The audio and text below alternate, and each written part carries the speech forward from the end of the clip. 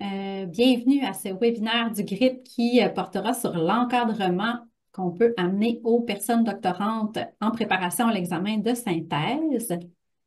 On va laisser encore quelques secondes, quelques minutes aux gens qui se joignent à nous.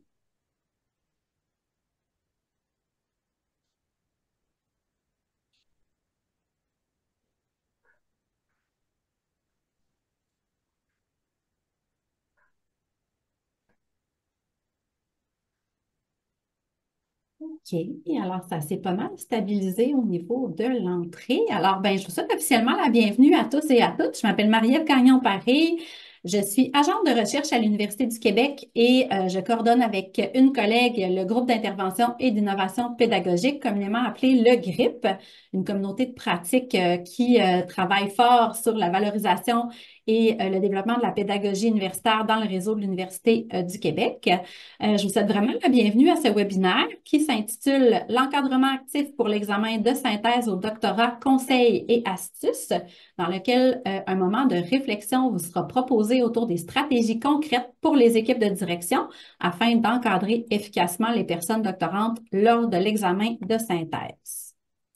Nous avons le plaisir aujourd'hui de recevoir Constance Denis et Joséanne Côté pour nous en parler. Je prends quelques secondes pour vous les présenter. Donc, Constance est conseillère pédagogique à l'usage pédagogique du numérique à la Faculté d'éducation de l'Université de Sherbrooke. Elle participe au développement et à la mise en ligne de ressources pédagogiques à l'intention des personnes conseillères pédagogiques de l'enseignement supérieur du Québec chez Immersion CP. Diplômée en 2020 au doctorat en éducation, elle s'est principalement intéressée justement à l'encadrement au cycle supérieur et plus précisément à l'alliance pédagogique que forme l'équipe de direction et la personne doctorante. Elle enseigne une activité pédagogique portant sur cette thématique au microprogramme de troisième cycle en pédagogie de l'enseignement supérieur qui est offert à l'Université de Sherbrooke. Josiane Côté est aussi conseillère pédagogique à la Faculté des sciences, elle, de l'Université de Sherbrooke. Elle est dévouée à l'amélioration de l'enseignement supérieur. Elle se spécialise en évaluation des apprentissages qu'elle enseigne depuis 2018 dans les programmes de baccalauréat en enseignement secondaire et de maîtrise qualifiante en enseignement au secondaire. Diplômée en 2023 du doctorat en éducation, Josiane est reconnue pour son engagement à promouvoir des projets pédagogiques novateurs, favorisant le développement professionnel des personnes enseignantes de l'enseignement supérieur.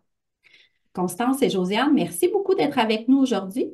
Avant de vous céder la parole, je veux simplement porter à l'attention de notre public quelques petites consignes. Donc, comme vous l'avez remarqué, nous sommes en mode webinaire, donc c'est bien normal que vos caméras et vos micros soient fermés. L'espace de clavardage n'est pas ouvert non plus aux personnes participantes. Si vous souhaitez toutefois interagir, poser des questions à Constance et Josiane, évidemment, vos questions sont tout à fait les bienvenues, vos commentaires, vos interventions aussi. Par contre, ça ne se passe pas dans l'outil de clavardage, ça se passe tout simplement dans le module Q et R, donc le bouton qui se trouve en bas de votre écran ou sur le côté, là, dans le menu Zoom. Donc, tout au long de la présentation, je vous invite à aller inscrire vos questions dans le module Q et R. Et je pourrai formuler vos questions à Constance et Joséanne après la période de présentation. On va se garder vraiment un temps pour répondre à ces questions-là. Si vous voulez aussi intervenir oralement, simplement levez la main puis je pourrai ouvrir votre micro pour vous céder la parole. Donc, mesdames, Constance et Josiane, je vous cède la parole. Bon webinaire. Merci. Merci, Marie-Ève. Donc, je me lance. Merci d'être avec nous. Merci de venir vous intéresser à une question qui nous intéresse particulièrement. Josiane et moi, on se connaît depuis le doctorat, puis depuis l'association étudiante. Et donc, un jour, j'ai eu à faire l'examen de synthèse et je me suis retournée notamment vers Josiane pour lui demander qu'est-ce que c'est que cette bébite-là? Et puis, de là est né un projet qu'on vous présente aujourd'hui qui a découlé aussi comme un article scientifique, mais aussi comme un article professionnel dans le tableau. Donc, on est très contente de venir présenter ça. Puis, le défi était de rendre le tout interactif puisque ni Josiane ni moi étions à l'aise de présenter 45 minutes de magistral sur l'heure du dîner. On se disait, oh là là, ça va être terrible. Donc, c'est la raison pour laquelle on vous propose de travailler avec WooClap. Donc, je vous laisse quelques secondes. Vous pouvez soit utiliser le code QR, soit aller directement sur wooclap.com avec la barre oblique, puis GRIIP. Donc, d'attendre un petit peu.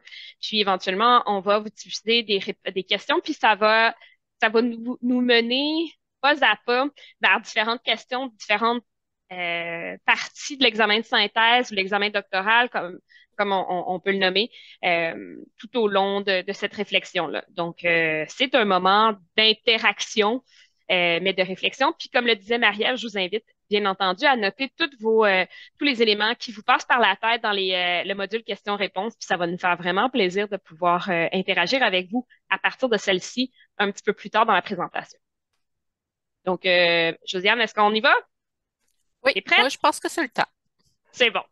Donc, l'examen de synthèse. Commençons par là parce que c'est pas si simple que ça. L'examen de synthèse, c'est un moment qui est considéré comme étant privilégié pour se concentrer uniquement sur sa thèse et profiter de discussions potentiellement constructives, en tout cas qu'on veut constructives pour la suite. Donc, je vous pose une première question, puis je vous mets le défi de répondre vraiment sous la forme un seul mot. Donc, qu'est-ce que ça représente pour vous l'examen de synthèse?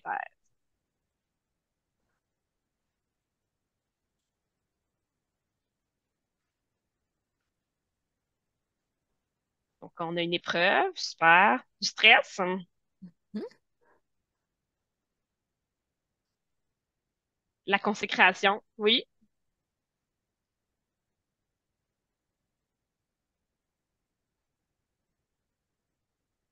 validation, un point de contrôle, c'est intéressant, l'approfondissement On voit que l'épreuve revient. revient comme mot. Donc, super. On, le sable. C'est parfait. Bravo hein, d'avoir respecté la consigne. Je suis fière de vous. Effectivement.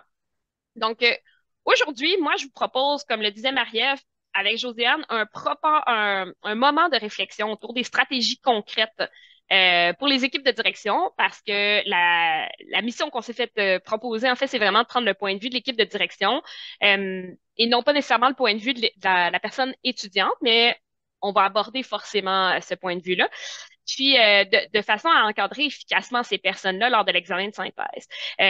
Pour nous, c'est sûr que c'est d'une importance cruciale, pardon, à chaque étape, cet encadrement-là. C'est ce sur quoi ma thèse de doctorat porte, dans le but de réduire l'anxiété, de clarifier les attentes, de favoriser la réussite de la personne étudiante.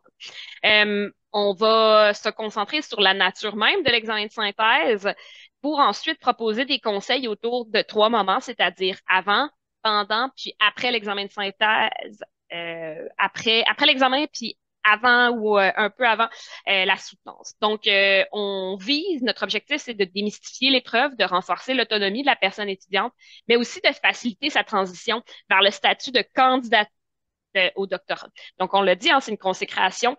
Donc, effectivement, il y a un passage, un rite de passage qui n'est pas obligé d'être un rite de feu non plus. Donc, on va adopter une approche proactive, bienveillante, pour que vous puissiez transformer cet examen-là en une expérience d'apprentissage enrichissante qui contribue réellement au développement professionnel puis à l'épanouissement académique des personnes doctorantes. Donc, voilà, on commence pour vrai cette fois-ci. Euh, J'aimerais savoir, parce que c'est pas partout pareil, à quel moment est-ce que l'examen de doctorat ou l'examen de synthèse, selon l'appellation que vous avez, à quel moment ça se passe chez vous?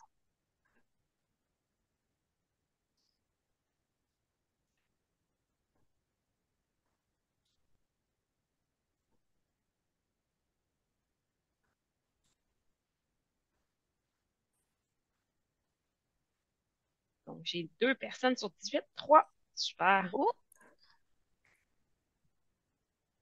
faut pas oublier de valider. C'est un petit truc avec cet outil-là. Moi, c'est le bout que j'oublie tout le temps. C'est une spécialiste de l'évaluation qui vous le dit, donc il faut le croire. Eh, une Super. spécialiste de l'oubli du Python validé. Parfait. Donc, je propose qu'on regarde les réponses. En fait, il n'y a Mhm. pas de bonne ou mauvaise réponse. Là. Ça dépend, premièrement, si vous saviez la réponse, mais aussi que d'une institution à l'autre, il y a parfois des réponses différentes. Donc, En fait, d'un vas-y. programme à l'autre, il peut même y avoir des réponses différentes. Donc, c'était pas un choix de réponse avec une bonne réponse dans ce cas-ci, là. C'était pour mieux comprendre vous où vous en êtes dans vos programmes. Puis, la personne qui a cliqué autre a mentionné que c'était au début de la deuxième année de doctorat. Donc, souvent, dans la plupart des programmes, on va parler de la fin de la deuxième année de doctorat, puis on va mettre environ 1 an entre l'examen de doctorat, puis l'examen de synthèse et la remise du projet de recherche. Donc, c'est à peu près comme ça qu'on le calcule. Dans certaines institutions, dans certains programmes, c'est une obligation de passer par là. Il y a comme un temps où on peut plus aller vers l'examen de synthèse, que c'est plus un choix. Donc, dans le tableau qu'on a proposé ici dans la publication, la géniale publication de l'UQ, on a proposé cette figure-là qui reprend dans les universités canadiennes les informations qu'on a pu trouver. C'est pas si facile que ça de trouver l'information sur l'examen de synthèse, bien, pour être bien honnête. Euh, dans la plupart des institutions, on parle de deux contenus distincts, c'est-à-dire une partie écrite qui reprend 2 à 3 questions à laquelle la personne doit répondre de façon autonome dans un temps prédéterminé en un nombre de pages fixes. Donc, on peut parler de 2 mois avec 20 pages par question. Puis là, ça peut varier légèrement là, parce que c'est pas des variations incroyables non plus d'une institution à l'autre. Puis, cette partie écrite-là, quand on va la déposer, quand elle va être évaluée, il va y avoir par la suite une présentation orale devant jury. Donc, qui va pouvoir à ce moment-là enrichir, si on veut, avec une période de questions. On appelle, J'aimerais juste mentionner avant que tu continues, euh, pour cet article-là et l'autre article un peu plus scientifique qu'on a fait, euh, on a travaillé surtout avec l'examen de synthèse en éducation. Dans d'autres programmes, il y a d'autres appellations encore, il y a d'autres façons de faire, il y a d'autres contenus, il y a d'autres formes, mais nous, on s'est vraiment limité aux examens de synthèse en éducation. Ça ne veut pas dire que les autres programmes, c'est exactement la même chose. effectivement, merci de le relever. Euh, je l'ai, je l'ai mentionné tout à l'heure, mais je le renomme encore une fois. Tu sais, l'examen de synthèse est intégré dans la plupart des programmes de doctorat, comme le mentionnait Joséanne, sous une forme ou sous une autre, on s'entend bien ici. Puis l'idée est d'évaluer la capacité de la personne étudiante à poursuivre ses études et par le fait même de démontrer une capacité, une maîtrise conceptuelle. Donc, est-ce que tu as la maîtrise de certains des concepts? Tu n'es pas obligé de l'avoir pour en entier. On s'entend que c'est pas la fin de ton doctorat, c'est pas la thèse que tu soutiens, mais c'est une forme de d'émancipation aussi par rapport à certains contenus. Donc, je le disais, ça a des appellations bien distinctes d'un endroit à un autre. Vous pouvez d'ailleurs, peut-être dans les questions-réponses, me dire chez vous comment ça s'appelle. Puis, on parle de 4 résultats possibles, parfois 3 plutôt. Donc, on parle de réussite avec distinction dans certaines universités. Autrement, c'est la réussite. L'ajournement, donc ajournement avec une possibilité de reprise. On reprend une question, on reprend l'examen au complet, on a de l'aide, on a différentes mesures. Puis l'échec qui conduit à l'exclusion du programme. Donc, voilà. Puis quand on s'est intéressé à l'examen de synthèse, en fait, on a réalisé que dans la littérature, on montre l'importance de l'encadrement à la recherche, là. Mais rarement il est question de de quelle façon est-ce qu'on peut encadrer à l'examen de synthèse. Alors qu'on sait, dans la littérature, c'est rapporté qu'il y a un caractère anxiogène, on l'a mentionné, hein, tout à l'heure, il y avait des mots comme stress, je me souviens plus Épreuve. exactement, tu sais, l'épreuve du feu, tu sais, c'est déterminant parce qu'il y a la possibilité aussi d'être de sortir du programme. Puis, il y a vraiment un manque d'informations formelles. Il y a beaucoup de oui-dire, mais qu'en est-il de quand on veut vraiment s'intéresser à l'examen? Je prends Josiane à défaut, là, mais tu sais, les critères d'évaluation sont on ne peut plus vaste dans cet examen-là. Potentiellement parce qu'il y a plein de gens qui travaillent sur différents objets, mais donc souvent, c'est comparé à un rite de passage qui est donc parfois un petit peu difficile à vivre pour les personnes étudiantes. Josiane, est-ce que tu aimerais ajouter quelque chose sur cette diapo? Ben, en fait, juste pour compléter ce que tu disais, euh, comme tu le disais, c'est vu souvent comme le rite de passage. C'est la chose la plus épeurante qui s'en vient dans le doctorat, qui peut même faire en sorte que certaines personnes n'iront pas au doctorat. Et pourtant, c'est pas la partie qui va avoir la plus d'impact sur la note à la fin du programme. Donc, pourquoi c'est si anxiogène? Pourquoi ça doit rester aussi anxiogène? Ce sont des questions qu'on peut se poser encore aujourd'hui et c'est toujours en lien avec mais pourquoi on fait cet examen-là, cette évaluation-là? Quel est son but? C'est là qu'on peut se poser la question. Tout à fait. Je suis tout à fait d'accord avec toi. Donc, passons à, ça, c'est des questions desquelles on pourra discuter et débattre en tout à l'heure si ça vous Ah intéresse, parce oui? qu'on n'a pas nécessairement les réponses, on s'entend bien. On a soulevé des pierres, mais on n'a pas nécessairement réponse à tout, bien entendu. Donc, c'est maintenant le temps de parler vraiment de l'encadrement avant, pendant et après. Donc, je vous invite encore une fois à répondre à des questions sur vos claps. Euh, comment est-ce que vous pouvez encadrer une personne en un mot, là, vous pouvez en mettre plusieurs, valider plusieurs fois, là, mais comment encadrer une personne étudiante avant l'examen de synthèse? Qu'est-ce qu'on peut faire concrètement?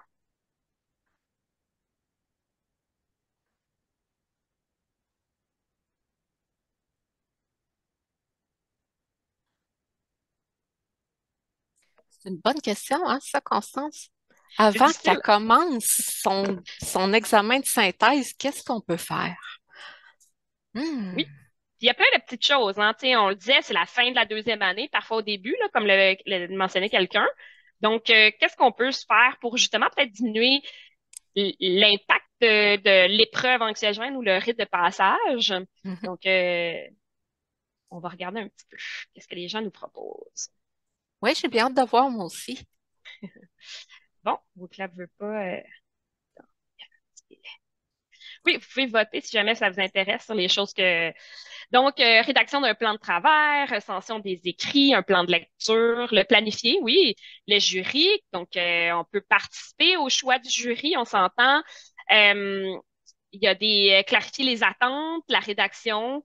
Clairement, donc, l'idée de clarifier le tout, l'expliquer, c'est quoi l'examen de synthèse, prendre ce temps-là, parler de qui va être membre de ce jury-là, de l'encadrement théorique. J'aime ça, super, bravo, vous Mhm. avez plein des stratégies, là j'ai repéré stratégie qui était en bleu tout à l'heure, d'organisation. Donc, effectivement, il y a plein de petites choses qu'on peut faire Oui, pour rassurer.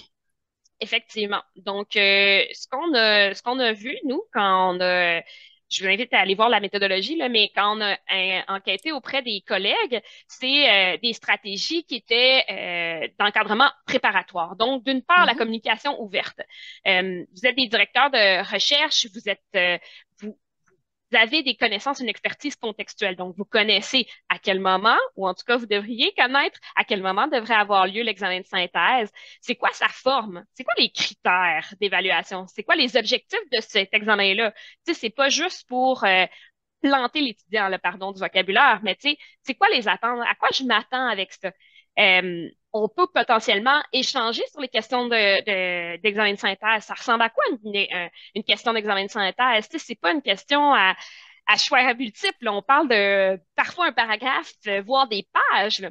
Donc, tout en visant l'autonomie, puis en mettant l'accent sur le fait qu'il va y avoir peu ou pas d'interaction, ça c'est dans les prochaines questions, avec l'équipe de direction, c'est vraiment de souligner le rôle de l'examen de synthèse puis la valeur que ça peut avoir. N'oublions pas qu'il y a des experts qui vont se mettre autour dans ce moment-là pour venir soutenir notre contribution, ou en tout cas l'idée de pouvoir éventuellement contribuer. Donc, on parle de doctorat, on parle pas juste d'une initiation à la recherche. Hein, on fait de la recherche, c'est se former à la recherche par la recherche. Donc, on le disait, consulter les critères d'évaluation, ça ressemble à quoi un bon examen de synthèse? Donc, de consulter des versions antérieures. Ça n'existe pas sur, j'allais dire savoir UDS, là, mais ça n'existe pas dans les bibliothèques.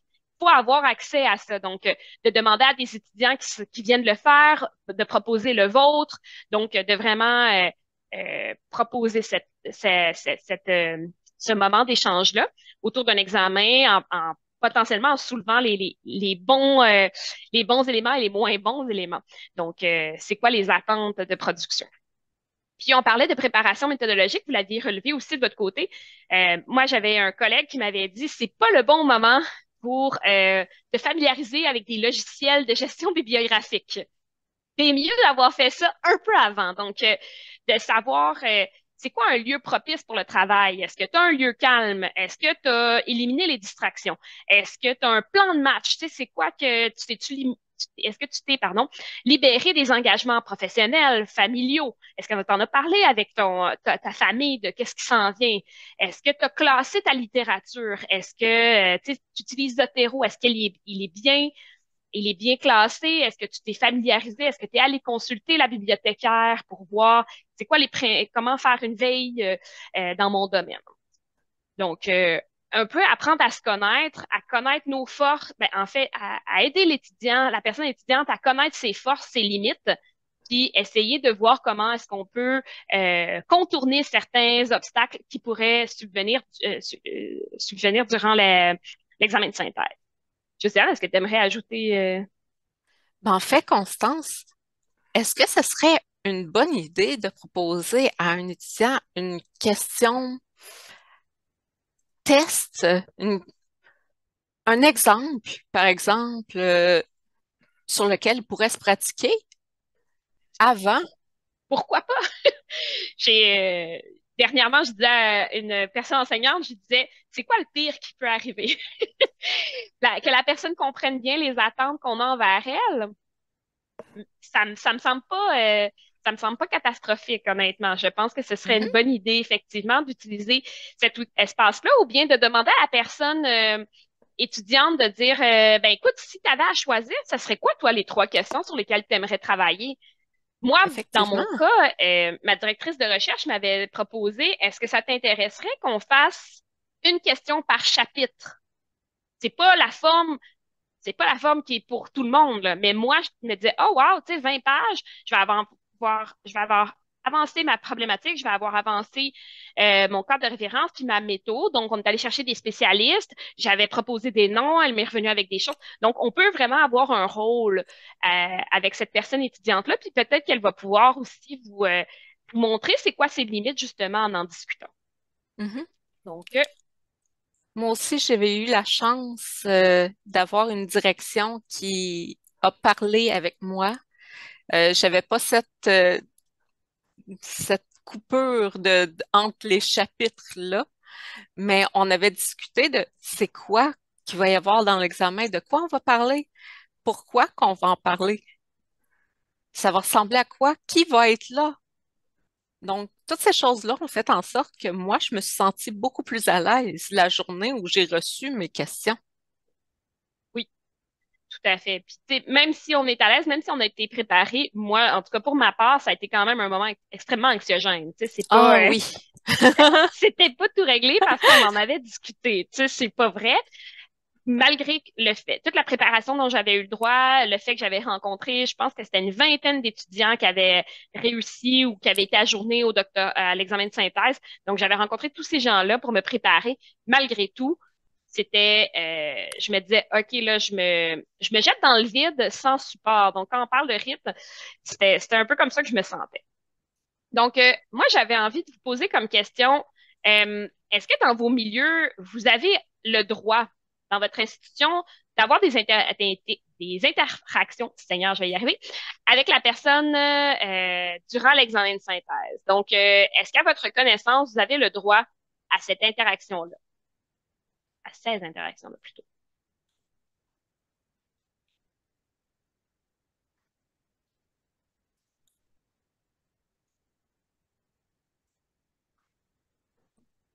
Donc, Donc, quand on on se parle, demande si la personne étudiante a le droit d'avoir des interactions avec les personnes membre du direct, jury.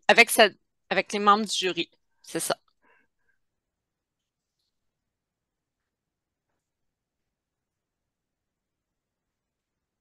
On va aller voir.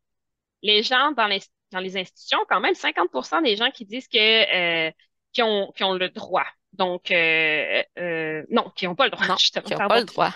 Mhm. Donc, il y a des gens qui nous répondent selon l'étape. Effectivement, la plupart du temps, ce qu'on va voir, puis ce on va discuter par la suite, là, c'est lors de après le dépôt, on peut avoir des interactions avec l'équipe d'encadrement, mais souvent, ce qu'on va voir dans la littérature, c'est que les interactions sont souvent minimisées, voire proscrites, de façon explicite ou non implicite. Donc, durant l'examen de synthèse, euh, on va donc parfois proposer un encadrement pratique. Donc, as-tu accès à un bureau, tu sais, des choses comme ça, ou émotionnel, mais le Mhm. moins possible dans la plupart des cas où on a eu à, à travailler. Puis je trouve que c'est intéressant aussi de voir le je ne sais pas. Donc, il y a des gens qui ne le savent juste pas. Puis ça, c'est intéressant aussi à relever. En fait, Constance, ça vient confirmer le fait que parfois c'est implicite, cette partie cette interdiction. Euh, Souvent, les étudiants se disent que moi, je n'ai pas le droit, mais c'est écrit nulle part. Tout à fait.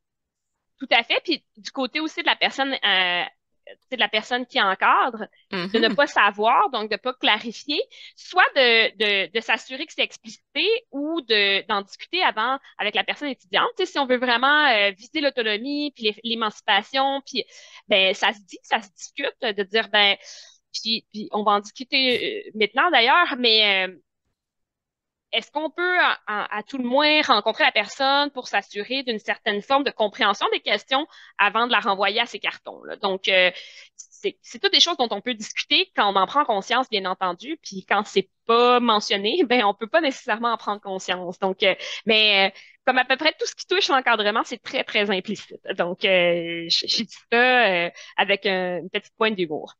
Donc, maintenant, on passerait au moment pendant l'examen de synthèse. Qu'est-ce qu'on peut faire concrètement? C'est quoi les bonnes pratiques qu'on a relevées dans la littérature, mais aussi en menant notre enquête auprès des personnes étudiantes et des personnes directrices de recherche. Donc, je vous propose donc quelle stratégie pourriez-vous recommander? Donc, recommanderiez-vous en priorité à un doctorant pendant l'examen? Donc, si j'aurais dit à une personne de doctorante, mais vous m'excuserez ce manque de rédaction épistène. Donc, je vous propose quatre options ici.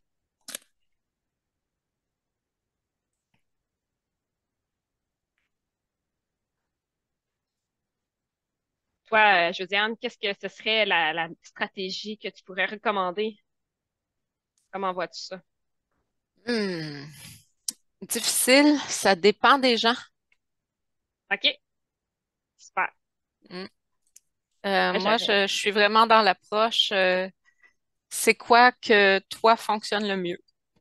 Effectivement, donc ça demande une préparation, ça demande un certain temps de réflexion sur ce qui nous semble être approprié ou non pour la personne. Une Donc, connaissance de soi-même. Et effectivement, ça, c'est compliqué à avoir. oui, même pour les gens qui sont, même les gens qui sont au doctorat, hein, finalement, les gens se connaissent pas nécessairement. Euh, Absolument.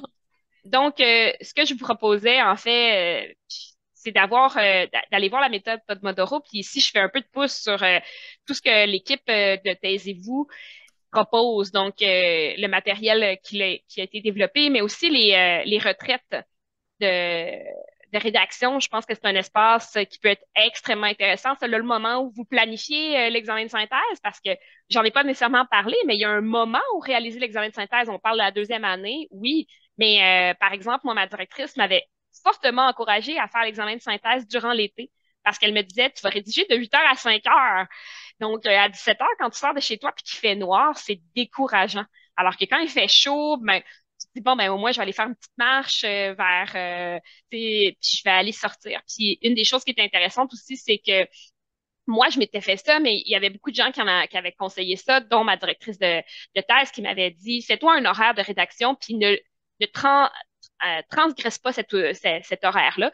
Geneviève Belleville, dans son livre Assieds-toi puis rédige ta thèse, encourage dans la même veine. Donc, de vraiment euh, d'avoir un moment de rédaction, puis justement d'avoir des activités externes. Donc, j'ai un collègue qui a appris à jouer de la flûte durant l'examen de synthèse parce qu'il se disait, il faut vraiment que je décroche, que je fasse n'importe quoi d'autre que mon examen de synthèse. Donc, il s'est approprié cet instrument-là, justement. Il y a plein d'autres bonnes pratiques. Ici, on parlait il y a quelques secondes, hein, en finale, de valider la compréhension. Donc, d'envoyer les questions, puis la journée même, potentiellement, de prendre un petit moment avec la personne étudiante, puis lui dire, est-ce que tu comprends le vocabulaire? Est-ce que tu comprends c'est quoi les attentes? C'est quoi les objectifs? Puis, de lui donner des précisions si nécessaire, bien entendu, en restant peut-être un peu à l'extérieur, mais la personne, rapidement, il faut qu'elle trouve un lien avec la littérature qu'elle a, puis les questions, puis sa thèse, forcément, puis de choisir un filon. Donc, il faut qu'il y ait un fil rouge pour assurer une cohérence. C'est comme un des plus grands objectifs de l'examen de synthèse, mine de rien. Donc, de clarifier les besoins. Est-ce que tu as des besoins de littérature? Est-ce que ça veut dire qu'il faut peut-être chercher des livres? Ça veut dire qu'il faut que potentiellement tu penses à combien de temps ça va arriver, ce livre-là, sur ta table. Donc, de commencer à l'encourager à aller à clarifier ses besoins.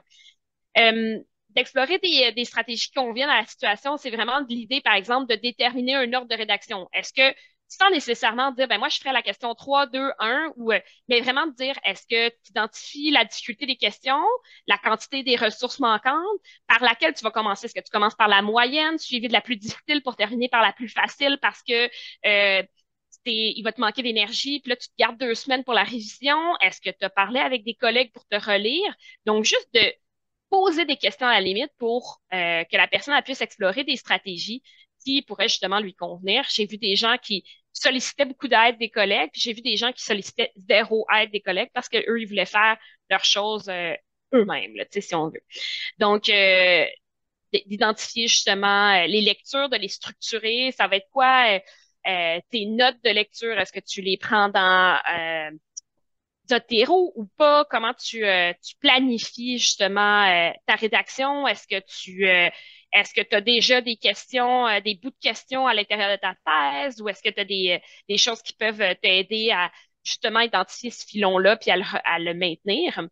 Puis, j'attire votre attention sur le dernier point, puis ça, Geneviève Belleville notamment, mais pas que, en a beaucoup parlé dans ses écrits, mais tu sais, de valoriser les pauses, là.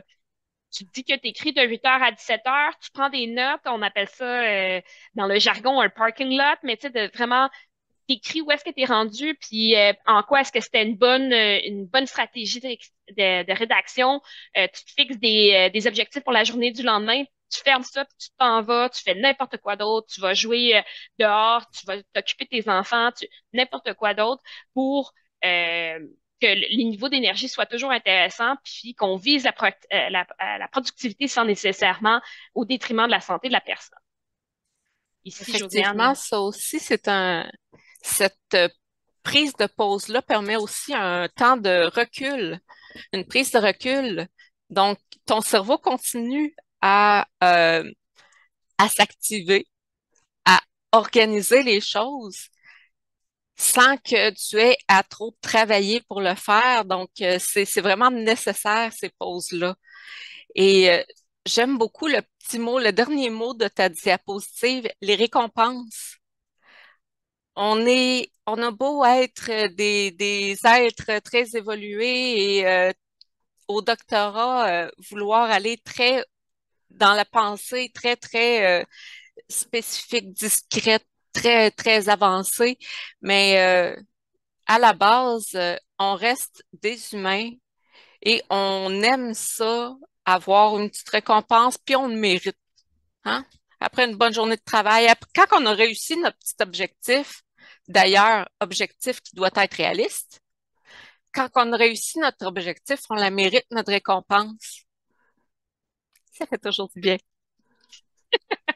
Oui, tout à fait. Tu sais, ça peut être un souper avec des amis, ça peut être. Donc, vous pouvez juste mettre l'accent là-dessus, puis encourager la personne à justement se récompenser.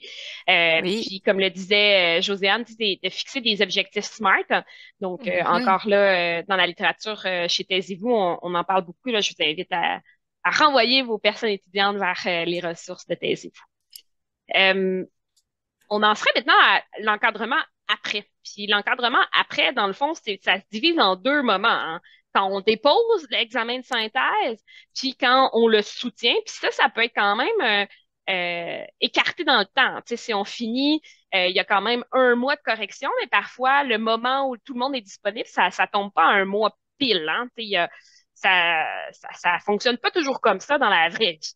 Donc, ici, je vous pose comme question. Ah, attendez, la question n'est pas sortie. Est-ce que ça va Et même fonctionner? pour faire du pouce avec les congés, comme par exemple les congés des fêtes, le mois peut être très extensionné.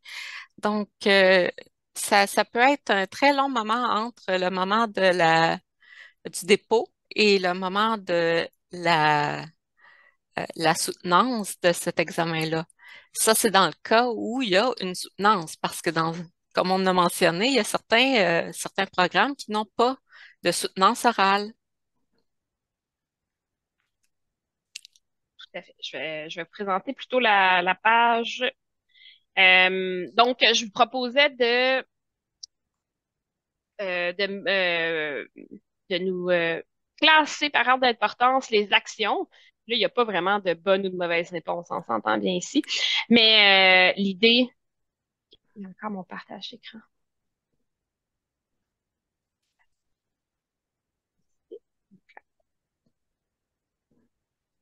Donc, quelles sont les combinaisons les plus fréquentes au final?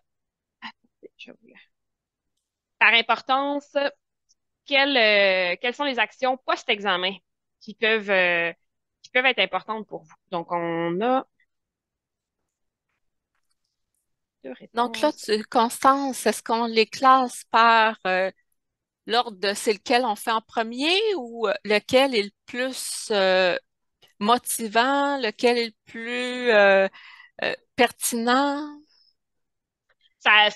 C'est ça, l'importance, c'est vous, dans le fond, qui l'accordez. C'est de voir qu'est-ce que vous accordez comme importance à chacun des actions. Moi, ce que je vous proposais comme action, c'était d'une part de célébrer la réussite. Vous avez réussi, la personne a réussi à À terminer l'examen. déposer. Exactement. Puis en soi, c'est quand même un pas pire défi, tu sais. Puis de demander à la personne étudiante de faire un bilan, puis potentiellement de vous en parler. Donc, d'avoir une conversation ouverte sur c'est quoi ce bilan-là, à quoi qui correspond, est-ce que ça a bien été, c'est quoi les stratégies qui ont fonctionné, combien de temps tu as rédigé, c'était comment ton énergie, puis de planifier la suite. Donc, oui, il y a la soutenance, mais par la suite, il y aura autre chose. Puis de réinvestir les apprentissages qui ont été faits. Donc, je vous ramène dans,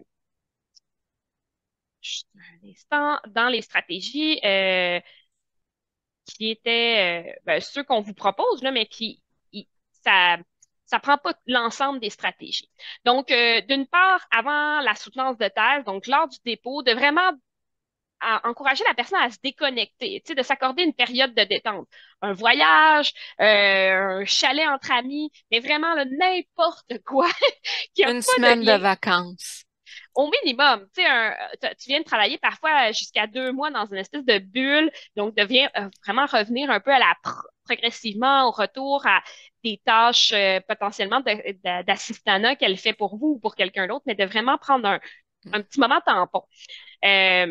Ensuite de ça, forcément, après un certain temps, de se réapproprier les réponses, d'identifier les limites de ces réponses-là, mais aussi de préparer forcément le support visuel. Donc, de pouvoir se préparer là-dessus. Puis quand il va pouvoir vous en parler ou parler avec les membres de l'équipe de direction, au final, c'est de l'inciter à la transparence. Pourquoi j'ai fait ces choix-là?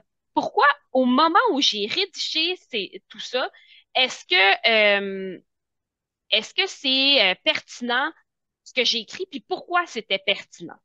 Donc, pourquoi Et moi j'ai vu maintenant, une pertinence? Vas-y. et maintenant, où j'en suis? Exactement. Exactement, parce que un mois, ça peut être long à réfléchir. Il y a comme un moment de, ouais, j'ai dit ça, mais là, maintenant que je suis un petit peu moins dans le stress, ben, j'ai peut-être ça comme limite, tu sais, mais de laisser la personne le droit de faire preuve de transparence et d'authenticité là-dessus. Euh, vas-y.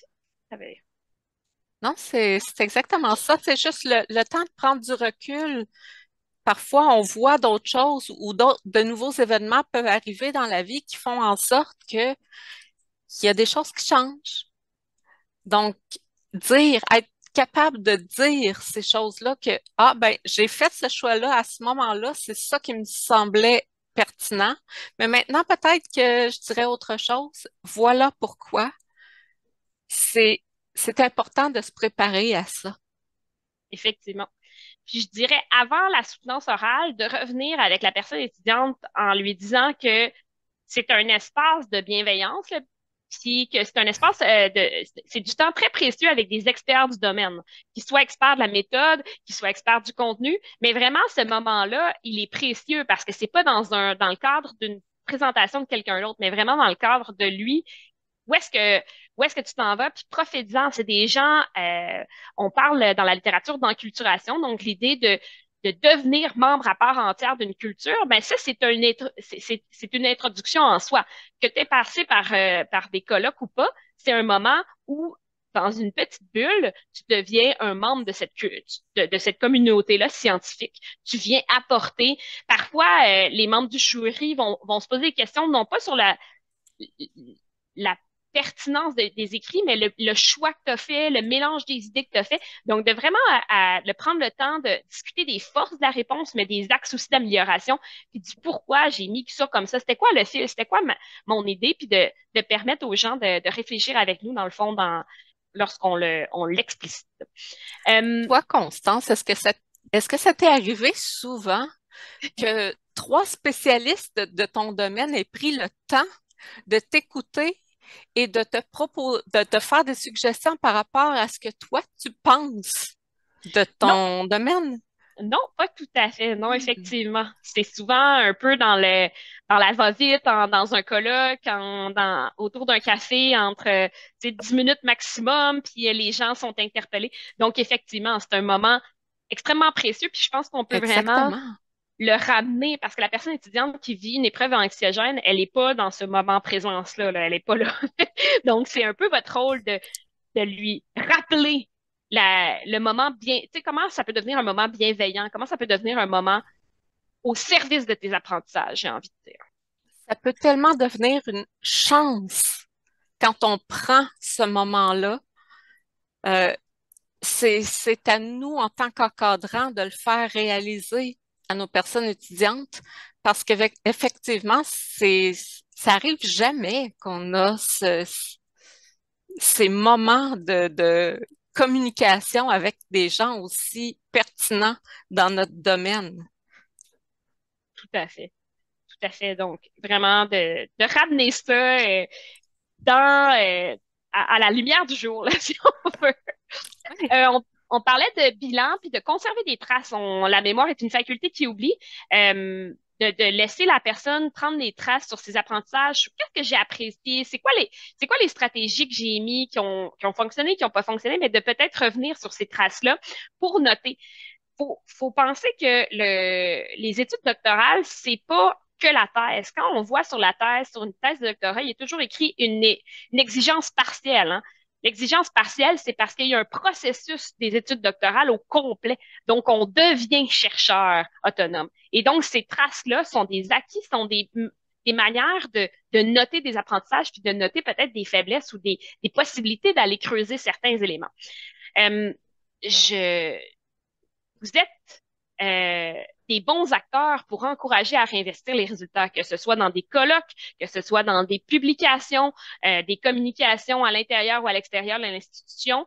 Donc, de vraiment encourager les gens à réinvestir, que ce soit quelque chose qui va être investi dans la thèse ou non. Donc, ils ont ils ont pris beaucoup de temps, ils ont fait preuve d'une grande rigueur habituellement. Donc, de réinvestir ces résultats-là d'une façon ou d'une autre, ça peut devenir extrêmement motivant pour la personne qui est la personne étudiante. Ensuite, c'était le moment du deuil pédagogique. Donc, évaluer les différentes options possibles. Est-ce qu'on continue ou on s'arrête? Est-ce qu'on révise la problématique? Est-ce qu'on prend une autre tangence? Est-ce qu'on change d'équipe de direction? Donc, c'est toutes ces évaluations, ces possibilités-là qui devraient potentiellement être mises sur la table, puis en discuter pour vrai. Donc, de vraiment devenir un espace de discussion où on se pose les vraies questions, puis que ça devient une conversation très honnête, très transparente. Euh, Et Josiane, ça peut t'entends? être très Oui, difficile. Très effectivement. difficile tant pour l'étudiant que pour les accompagnants. Moi, j'ai eu j'ai vécu ce changement. J'ai changé de projet, j'ai changé de direction, j'ai changé tout parce que j'avais répondu à mes questions à la fin de cet examen-là. Donc, moi, je voyais plus l'intérêt de continuer à faire un projet de doctorat, de continuer à passer encore 4 autres années à creuser ce sujet-là parce que mes questionnements étaient terminés, étaient complets. J'ai eu la chance d'avoir une direction qui non seulement était ouverte à en parler, mais qui m'a conseillé de m'ouvrir à d'autres questionnements ailleurs et avec d'autres personnes. Donc ça, il faut être honnête envers nous-mêmes. Qu'est-ce qu'on veut? Qu'est-ce qu'on cherche? Pourquoi on veut que l'étudiant fasse son doctorat? Pour nous ou pour lui-même? Tout à fait. Puis il y a des lectures. Ben, en fait, je vous suggère fortement les écrits d'Isabelle Skakny à ce sujet-là. Tu sais, la quête du doctorat. Pourquoi on fait une thèse de doctorat? Donc, effectivement, comme l'a dit Joséanne, de revenir à cet objectif-là qui a probablement bougé. On s'entend, là, après 2 ans, on Mhm. a forcément évolué, là, tu sais, à quelque part. Donc, on va vers le bilan. Là, je pense que la question ne fonctionnera pas encore une fois, mais je vais sortir du diapo ici, puis je vais aller vous la montrer. Euh, En fait, la question, c'est ce que je vous propose, en fait, c'est de me dire en un mot, c'est quoi votre principal apprentissage aujourd'hui? Qu'est-ce qui a été intéressant? Qu'est-ce que vous retenez pour le moment? Là, on s'entend que ce n'est pas terminé, mais qu'est-ce qui vous semble le plus pertinent dans ce que vous avez vu, ce que vous avez entendu? Je vous mets le défi de faire un mot, mais vous pouvez en soumettre plusieurs. Plusieurs fois un mot. Peut-être pas le même tout le temps. Plusieurs mots différents. Puis, selon ce que vous avez retenu de la présentation.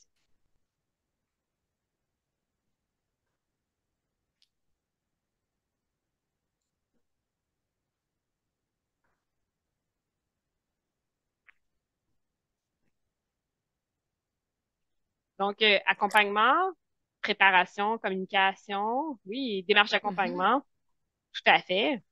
Donc, toutes des bonnes idées, en fait, que je vous encourage à retenir, effectivement. Donc, on a préparé, nous, de notre côté, une petite conclusion. Euh, je pense que avant, pendant ou après, on a un rôle comme direction de recherche, puis on peut impliquer la personne étudiante à différents endroits de manière à s'assurer que ce soit une expérience qui soit positive et agréable. L'idée étant de jouer un rôle dans la réduction de l'anxiété, puis de permettre à ces personnes étudiantes-là, ces personnes doctorantes, pardon, j'ai fait une petite coquille ici, de surmonter les défis de l'examen de synthèse, non pas dans un rite de feu ou un rite de passage, mais bien pour que cette personne-là devienne un chercheur autonome, mais que ce soit une expérience qui soit agréable. Si on clarifie les critères d'évaluation, il est possible de prévenir potentiellement pas tous les abandons. Il y a des abandons qui sont nécessaires, puis qui sont corrects, puis qui sont bien. Mais rappelons-nous qu'il y a, selon les données, là, environ 50% des étudiants de doctorat qui abandonnent leurs études. Donc, est-ce qu'il est possible de soit prévenir les abandons ou en tout cas de les accompagner de façon saine et d'éviter qu'il y ait des délais prolongés. Donc, quelqu'un qui n'aurait pas les capacités pour se rendre jusqu'à la fin du doctorat, est-ce qu'on peut l'arrêter à ce moment-là pour lui permettre de voir d'autres options possibles? Je pense à, par exemple, des doctorats professionnels ou des endroits où il pourrait aller répondre à ces questions puis être heureux sans nécessairement poursuivre jusqu'à la fin son doctorat de façon à être un peu moins réussi. Donc, de vraiment être la paix. J'ai envie de vous dire, soyez la personne qui facilite une transition réussie pour les personnes étudiantes. Soyez la personne qui va renforcer leur confiance, leur enculturation, donc être part de la communauté scientifique, puis leur engagement dans leurs études au doctorat. Donc, je sais pas, Josiane, si tu voulais continuer dans ce Non, mot-là. c'est trop beau. Ah, C'est OK. juste trop beau. Puis, je vous proposais certaines références bibliographiques sur lesquelles j'ai poussé un peu plus dans ce diapo-là, mais je vous invite carrément à aller voir le tableau là, le numéro 2, volume 12 de l'année 2023. Donc, ce serait maintenant la période de questions, de vos questions à vous pour qu'on puisse se nourrir un peu. Merci beaucoup, Josiane et Constance. C'était hyper intéressant. Puis effectivement, j'invite nos participantes et nos participants à inscrire leurs questions dans le module questions-réponses qui se trouve dans votre menu Zoom. Si vous le souhaitez aussi, vous pouvez tout simplement lever la main. Je vais ouvrir votre micro et vous donner la parole. Ne soyez pas timide. Toutes les questions sont toujours intéressantes et pertinentes. On a une personne qui nous donne un commentaire. Merci, mesdames, de la part de Céline Leblanc, qui est une des membres du Bonjour CRIP. Céline. Donc, ne vous gênez pas. Moi, j'aurais peut-être une question, si je peux briser la glace, parce que, bon, vous Absolument. avez parlé de votre parcours à vous deux qui avez fait vos études en sciences d'éducation. C'était hyper intéressant, hyper riche. Moi aussi, je suis du domaine des sciences de l'éducation. Donc, mais je me demandais, est-ce qu'on observe, est-ce que ce que vous avez proposé aujourd'hui pourrait rejoindre des gens dans toutes les disciplines où vous avez relevé, que ce soit dans vos travaux de recherche, peut-être Constance, dans les travaux que tu as menés, est-ce que vous avez observé une certaine variabilité selon les disciplines? Parce qu'on sait que l'encadrement au cycle supérieur, tu sais, il peut quand même avoir des spécificités selon les disciplines. Tu sais, je pense qu'on a mis beaucoup l'emphase aujourd'hui, par exemple, sur le rôle de la direction de recherche, mais dans certaines disciplines, dans certains programmes, on est vraiment une équipe de recherche. Il peut y avoir, par exemple, des professionnels de recherche, des collègues qui peuvent soutenir la personne doctorante dans cette épreuve-là qui est l'examen de synthèse. Est-ce que c'est quelque chose que vous avez observé ou qu'est-ce que vous en pensez? Ben moi, je vois deux choses, deux parties à répondre à ta question. La première, c'est d'un programme à l'autre, la forme de l'examen est différente. Donc, euh, dans certains programmes, il y a une, deux questions, pas de questions, juste une partie orale, pas de questions écrites, juste une partie écrite, pas de questions orales. Donc, la préparation à cet examen-là est différente. Mais d'un point de vue de l'encadrement, il faut nommer ces choses-là à l'étudiant. Donc, il reste une certaine part qui est similaire. Donc, il y a toujours un avant, un après, un pendant. Il faut continuer de communiquer en tant qu'enseignant, en tant que direction. Il faut nommer c'est quoi les buts, les objectifs de l'examen, le comment ça va se passer. Mais le comment ça va se passer est différent d'un programme à l'autre. Donc, c'est surtout ça qui va arriver d'un programme à l'autre, d'une université à l'autre, et même parfois d'un département à l'autre dans un même programme, d'une équipe de direction à l'autre, il peut y avoir certaines différences. Donc, c'est toujours communiquons. Tout à fait. Merci, Joséanne. Je vois qu'on Constance, a deux questions. Ouais. as-tu quelque chose Ben, à ajouter? j'allais dire, en encadrement, le directeur de recherche il y a une grande part d'expertise contextuelle, donc de connaître le contexte. Ce que Josiane disait, tu sais, c'est quoi la forme qu'on te demande, le pourquoi de comment. Puis moi, dans le fond, le doctorat, les études doctorales, ça pousse à deux buts dans la littérature. Je l'ai mentionné, là, mais l'enculturation puis l'émancipation, le fait de s'émanciper du directeur, c'est le fait d'arriver à un certain point puis de dire je ne suis pas en accord avec ce que tu dis ou tu sais, attends un bémol. Et je pense que dans les deux cas, l'émancipation puis l'enculturation, le but aussi, c'est de dire est-ce que tu as des collègues à qui tu peux te référer sans que ce soit ton directeur de recherche? Est-ce que tu as un réseau autour de toi? Est-ce que tu as socialisé suffisamment pour demander à quelqu'un as-tu l'aimabilité de lire 20 pages sur une question dont tu te fous complètement pour me dire si ça a de l'allure ce que je viens d'écrire parce que je suis seule dans ma bulle à réfléchir? Et, et, et de le faire dans un temps record, tu sais, d'être capable de dire à la personne, mais écoute, il faudrait que tu l'aies lu pour vendredi parce que là, lundi, j'ai prévu de recommencer.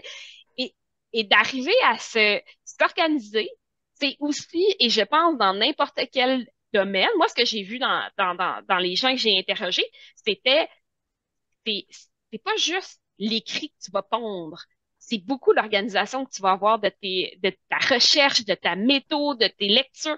Et ça, je pense que peu importe où est-ce que tu te situes, ça reste une expérience en soi où effectivement les gens, la socialisation va prendre le dessus de bien des choses. Hmm. Merci pour vos réponses. Je vois qu'on a une main levée, donc José Chénard, je vais ouvrir votre micro pour vous permettre de poser votre question directement. Ça y est, votre micro est ouvert. Madame Chénard, est-ce que vous voulez poser votre question?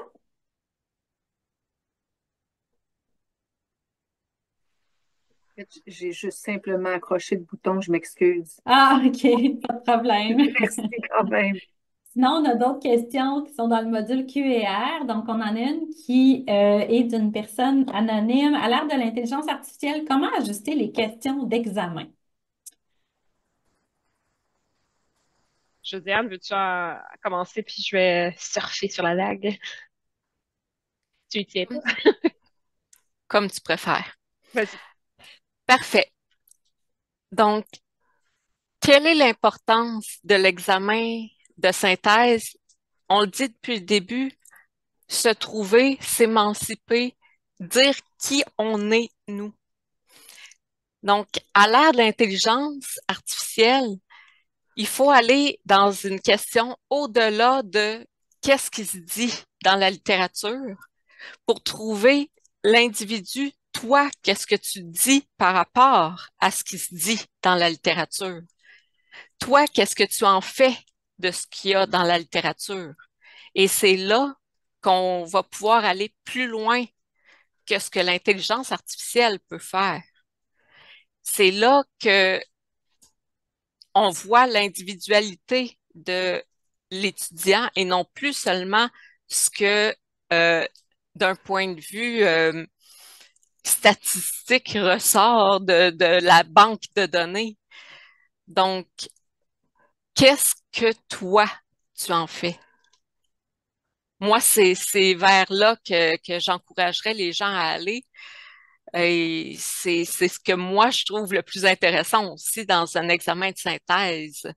C'est retrouver la, la partie, l'argumentation de la personne et non pas seulement qu'est-ce que les spécialistes en disent.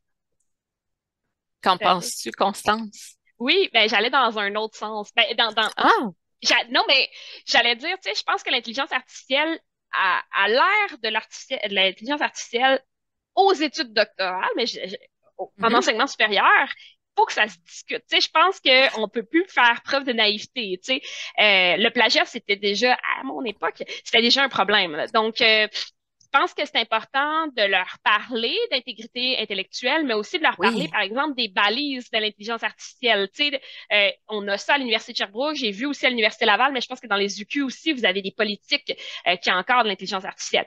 Je trouve que l'examen de synthèse, parce qu'il est accompagné d'une période de soutenance orale, c'est intéressant parce que la personne qui a utilisé l'intelligence artificielle de manière euh, sans discrimination pour ce qui est de lui ou ce qui est, tu sais, de l'utiliser, par exemple, avec Martin Peters, on peut l'utiliser aidé par l'intelligence artificielle. Je pense que c'est l'avenir d'à peu près tous les écrits scientifiques dans mon point de vue à moi, là, mais d'aller pointer des éléments dans la question qui sont un petit peu moins, on a l'impression que c'est un petit peu moins serré, un petit peu moins bien discuté, puis de leur demander d'intervenir, ben, c'est aussi de pouvoir évaluer vraiment eux ce qu'ils ont à dire, l'individualité dont parle Joséanne, puis de pouvoir les potentiellement déceler des moments où ils ont fait peur d'un peu moins d'intégrité intellectuelle. Donc, je pense que c'est de voir l'examen de synthèse comme une possibilité aussi d'intervenir pour des problèmes qui pourraient survenir dans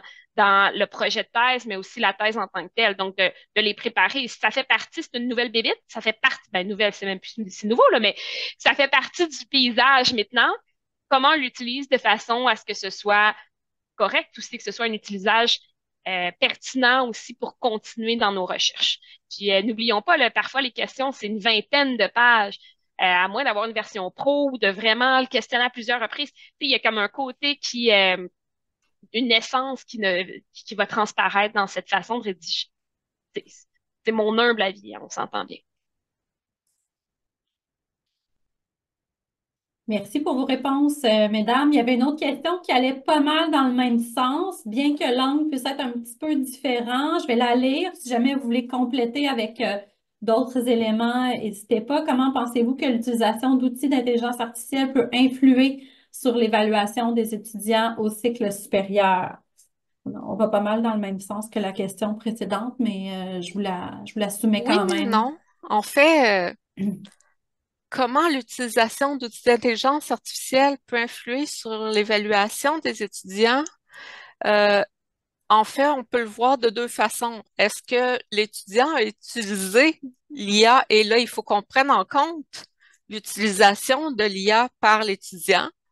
En fait, dans ce sens-là, il faut qu'on prenne en compte l'IA comme une source de données parmi tant d'autres et voir si l'étudiant est capable de faire la part des choses entre le, l'utilité et la pertinence de cette source-là parmi toutes les autres.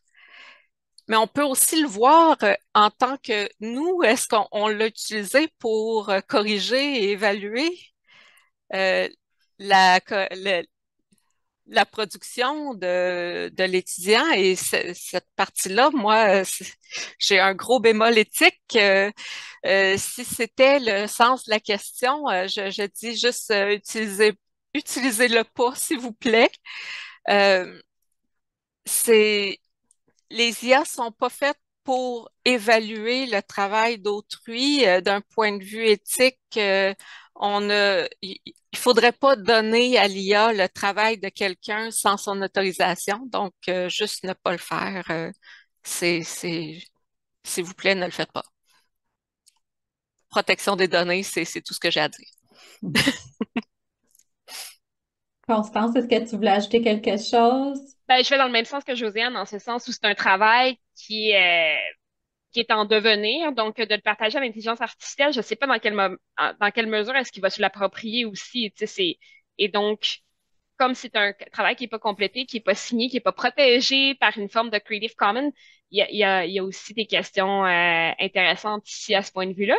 Puis je pense que c'est tellement une épreuve anxiogène, c'est tellement une épreuve qui est significative pour la personne étudiante que, tu sais, c'est important aussi d'y mettre du nôtre. Puis je le sais que ça peut être long, là. J'en ai fait de l'encadrement aussi, mais je pense que une façon aussi de redonner à la communauté. Puis, si on est un expert de ce domaine-là, si on était choisi pour faire partie de ce jury-là, c'est probablement aussi parce que ça va nous nourrir d'une certaine façon, puis de nourrir potentiellement des collaborations, des publications, et donc de prendre ce moment-là, puis de le faire avec un certain, de redonner du sens à cette activité-là, même si on a des vies bien bien occupées, on s'entend bien ici, là. C'est une Donc, marque de respect, tout simplement, de le faire par soi-même, là, mais je préfère penser que la question était plutôt pensée du sens, ben, qu'est-ce qu'on en fait si l'étudiant utilise les IA? Et moi, je préfère le voir comme étant un outil parmi d'autres et croire que l'étudiant est capable de faire la part des choses sur le fait que c'est pas une source fiable, valable et scientifique. Et donc, à moins que tu sois en train d'essayer de faire une recherche sur qu'est-ce que l'IA répondrait à la question telle, ça vaut pas la peine de citer une IA dans une recherche scientifique. mais, tu sais, ça peut être utilisé un peu comme on utilise Wikipédia, c'est-à-dire la personne étudiante va voir un peu, consulte un peu, se dit, OK, c'est qui les poules pondeuses? Là, moi, j'avais un collègue qui parlait comme ça, là, Oui, d'aller remonter le fil, puis de juste se faire une tête, puis après de partir, puis de vraiment faire. Donc, quelqu'un oui, qui va me proposer un espace pour rédiger mon brouillon, potentiellement, ou un espèce de les grandes fils, ou trouvons les mots-clés, les idées premières, les fils à aller tirer, mais ensuite, allons faire quelque chose avec ça. C'est pas ce que l'IA nous donne qui va être la réponse qu'on va écrire sur notre papier en fin de compte. Bien sûr. Ben, merci pour ces réponses. Je ne vois pas d'autres questions. Il y avait une personne qui avait la main levée, mais j'ai l'impression qu'elle a dû quitter. Est-ce que parmi les personnes participantes, il vous restait des questions? Vous pouvez simplement lever votre main, puis je vais vous donner le droit de parole. N'hésitez pas à le faire. Il nous reste encore quelques minutes. Ah, il y a une question qui est apparue. Avez-vous des idées sur la manière dont les superviseurs peuvent s'adapter à cette nouvelle réalité? Puis on a merci pour vos observations. moi, je pense qu'une des premières choses que je ferais avant de soumettre ma question à la personne étudiante, c'est de la soumettre à l'intelligence artificielle pour voir qu'est-ce qu'elle me répondrait. Puis de pouvoir peut-être la réajuster ou la modifier ou en tout cas dire que je l'ai, cette réponse-là et de mettre toutes tu sais, de vraiment faire travailler mon prompt de façon à ce que tout le contexte soit bien, bien, bien mentionné, puis de voir justement c'est quoi le produit qui en découle, puis de peut-être justement en discuter avec la personne étudiante, tu sais. Regarde par exemple un examen antérieur, regarde c'était quoi la question, regarde ce qui a été répondu, regarde ce que l'intelligente répond, puis de comparer tout ça, puis de dire ben, qu'est-ce que tu en penses, d'ouvrir cette discussion-là. Puis je pense, mais bien peut-être naïvement, là, que cette discussion-là, faut l'avoir de toute manière, que l'examen de synthèse existe ou non. Je pense qu'il faut y avoir cette discussion-là avec la montée des IA dans la rédaction scientifique. Il faut y avoir cette curiosité-là d'aller voir ce que les outils vont nous répondre. Je sais pas, Josiane, ce que tu en penses. Effectivement, je pense que c'est une discussion qu'on doit avoir tant avec nos étudiants qu'avec nous en tant que entre direction, qu'avec le reste des gens du programme, qu'avec les gens du département, des facultés.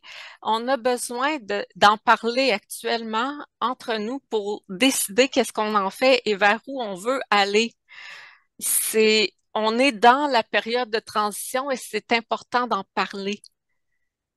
C'est là la période qui est un petit peu décisive, disons.